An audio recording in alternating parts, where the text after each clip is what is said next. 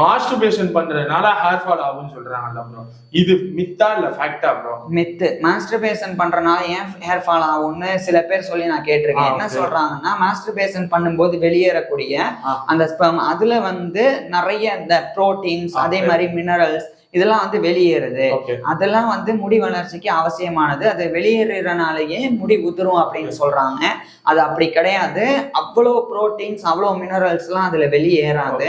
அந்த புரோட்டீன்ஸ் அளவு உங்களுக்கு புரியுற மாதிரி சொல்லணும்னா, கொஞ்சம் பால் குடிச்சாலே போதும், வெளியேறினது உங்களுக்கு கிடைச்ச மாதிரி ஆயிரும். அல்லது பருப்பு சாதம் இது மாதிரி வந்து கொஞ்சம் அந்த மாதிரி புரோட்டீன்ஸ் இருக்கிற மாதிரி உணவு கொஞ்சம் எடுத்துக்கிட்டா போதும், கூட போதும், அது வந்து கிடைச்சிரும்.